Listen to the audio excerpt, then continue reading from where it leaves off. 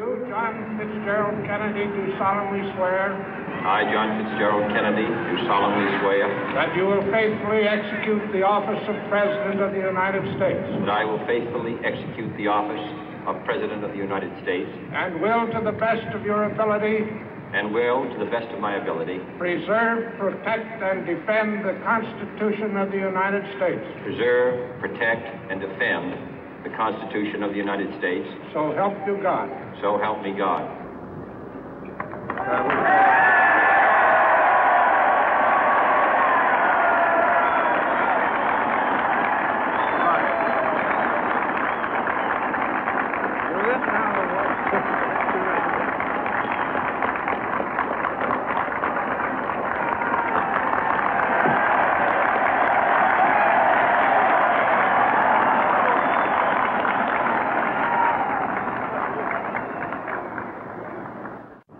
Vice President Johnson, Mr. Speaker, Mr. Chief Justice, President Eisenhower, Vice President Nixon, President Truman, Reverend clergy, fellow citizens.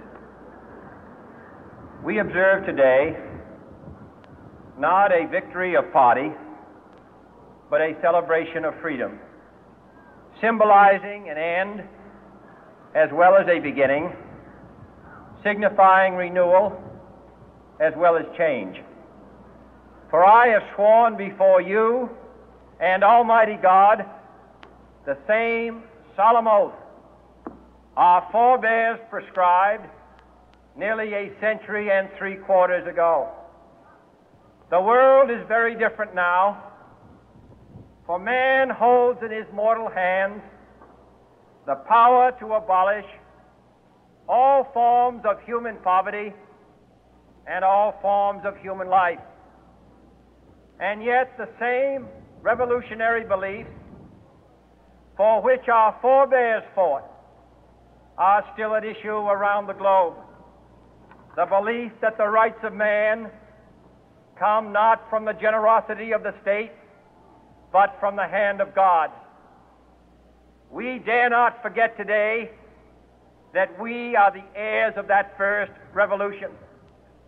Let the word go forth from this time and place to friend and foe alike that the torch has been passed to a new generation of Americans born in this century, tempered by war, disciplined by a hard and bitter peace, proud of our ancient heritage, and unwilling to witness or permit the slow undoing of those human rights to which this nation has always been committed and to which we are committed today at home and around the world.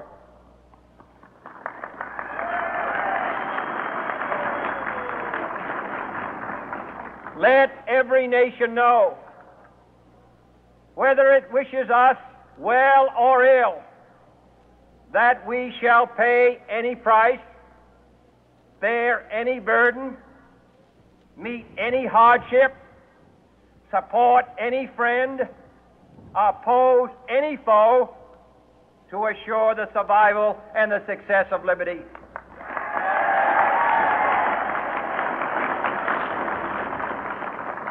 This much we pledge and more. To those old allies whose cultural and spiritual origins we share, we pledge the loyalty of faithful friends.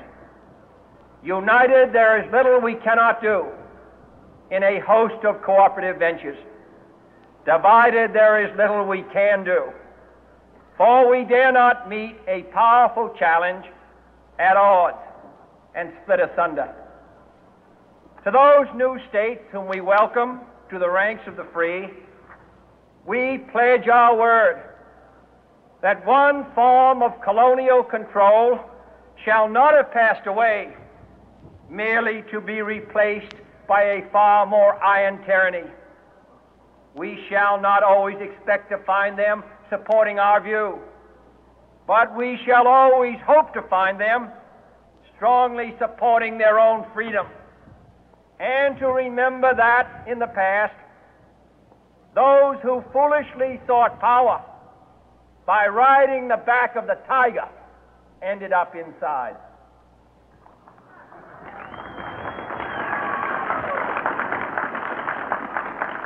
To those people in the huts and villages of half the globe struggling to break the bonds of mass misery, we pledge our best efforts to help them help themselves for whatever period is required, not because the communists may be doing it, not because we seek their votes, but because it is right. If a free society cannot help the many who are poor, it cannot save the few who are rich.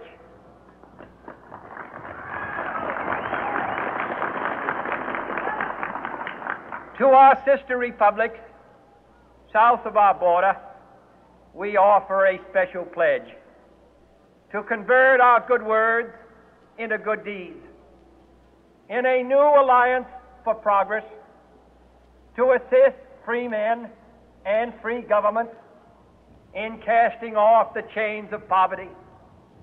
But this peaceful revolution of hope cannot become the prey of hostile powers.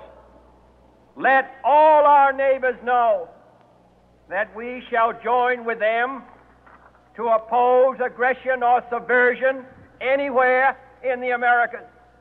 And let every other power know that this hemisphere intends to remain the master of its own house.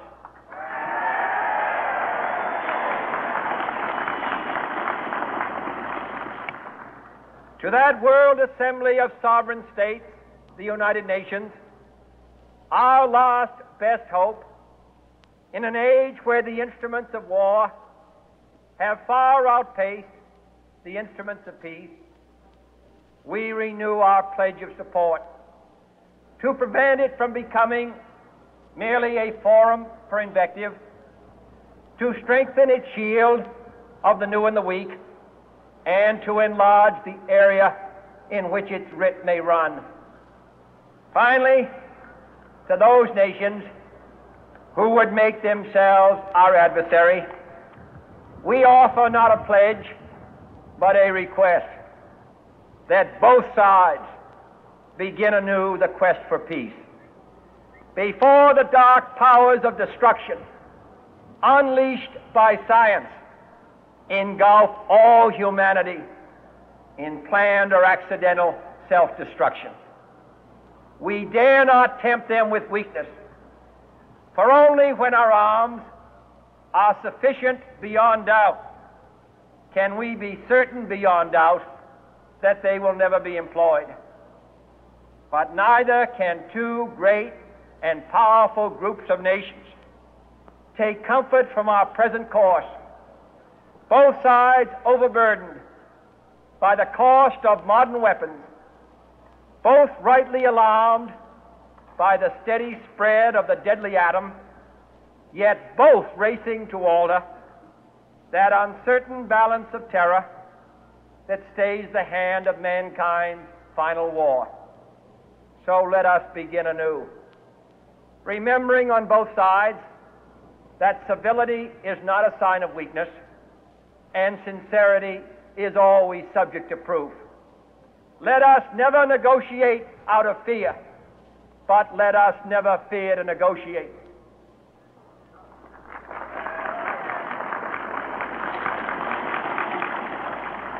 Let both sides explore what problems unite us, instead of belaboring those problems which divide us. Let both sides, for the first time, formulate serious and precise proposals for the inspection and control of arms, and bring the absolute power to destroy other nations under the absolute control of all nations.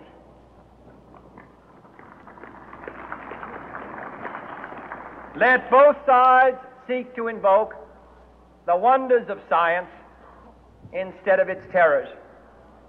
Together, let us explore the stars, conquer the deserts, eradicate disease, tap the ocean depths, and encourage the arts and commerce. Let both sides unite to heed in all corners of the earth the command of Isaiah to undo the heavy burden and let the oppressed go free.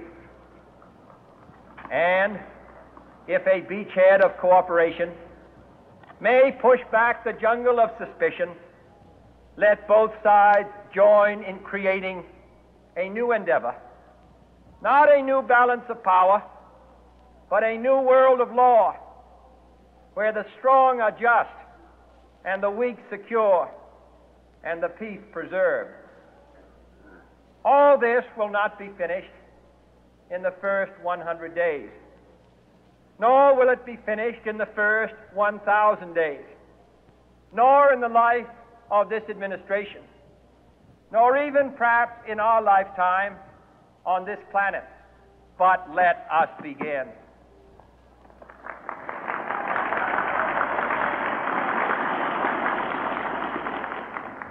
In your hands, my fellow citizens, more than mine, will rest the final success or failure of our course. Since this country was founded, each generation of Americans has been summoned to give testimony to its national loyalty. The graves of young Americans who answered the call to service surround the globe. Now the trumpet summons us again, not as a call to bear arms, though arms we need, not as a call to battle, though in battle we are, but a call to bear the burden of a long twilight struggle, year in and year out, rejoicing in hope, patient in tribulation, a struggle against the common enemies of man, tyranny, poverty, disease, and war itself. Can we forge against these enemies a grand and global alliance, north and south, east and west, that can assure a more fruitful life for all mankind? Will you join in that historic effort?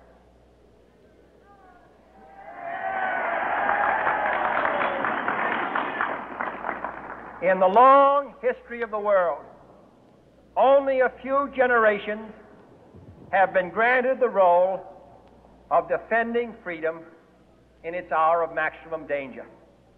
I do not shrink from this responsibility. I welcome it.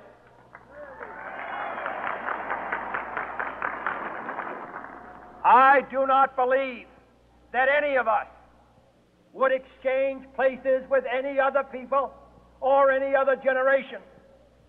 The energy, the faith, the devotion which we bring to this endeavor will light our country and all who serve it. And the glow from that fire can truly light the world. And so, my fellow Americans, ask not what your country can do for you, ask what you can do for your country.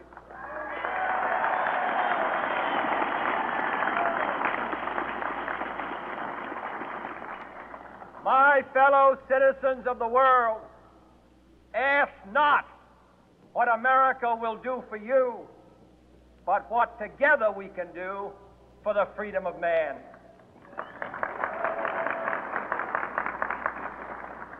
Finally, whether you are citizens of America or citizens of the world, ask of us here the same high standards of strength and sacrifice which we ask of you.